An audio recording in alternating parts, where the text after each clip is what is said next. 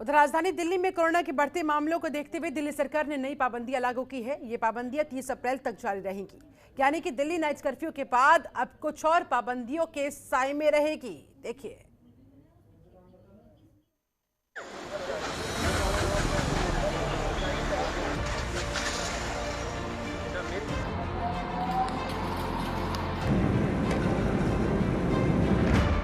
नए आदेश के मुताबिक अब दिल्ली में सभी तरह की सामाजिक, राजनीतिक, खेल, मनोरंजन, एकेडमी, सांस्कृतिक, धार्मिक और त्योहार संबंधी जमावड़ों पर रोक लगा दी गई है।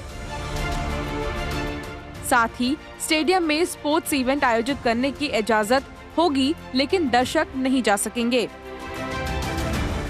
तो वहीं अंतिम संस्कार और शादी समारोह के नियम की अगर बात की जाए तो दिल्ली में अब अंतिम संस्कार में अधिकतम 20 लोग ही शामिल हो सकेंगे, जबकि शादी समारोह में 50 लोग ही शामिल होने की अनुमति होगी। आरटी-पीसीआर टेस्ट की नेगेटिव रिपोर्ट अनिवार्य है।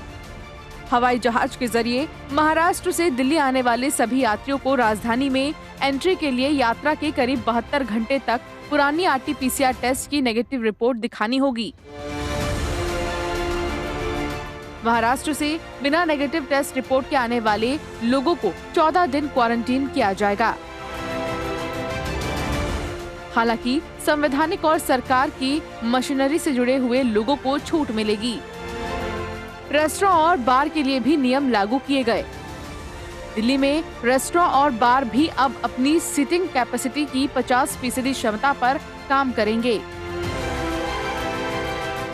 सिनेमा, थिएटर और मल्टीप्लेक्स में भी 50% क्षमता के साथ ही चलेंगे। मेट्रो में एक कोच में सीटिंग कैपेसिटी के 50% ही लोग यात्रा कर सकेंगे। तो वहीं बसों में भी एक समय में 50% क्षमता के साथ ही यात्री यात्रा कर सकेंगे। स्कूल कॉलेज बंद रहेंगे। राजधानी दिल्ली में सभी स्कूल कॉलेज, शिक्षण संस्थान या कोचिंग सेंटर बंद रहेंगे। ऑनलाइन क्लास को बढ़ावा दिया जाएगा। चलिए अब आपको बताते हैं कि आखिर किन चीजों पर पाबंदी नहीं है।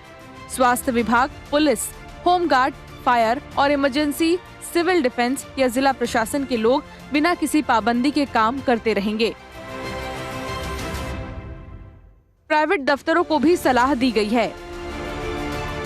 इसके साथ ही प्राइवेट दफ्तरों और संस्थानों को सलाह दी गई है कि अलग अलग टाइमिंग पर अपने कर्मचारियों को बुलाएं।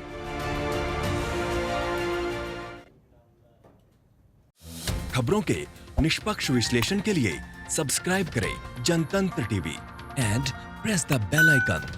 Never miss any update.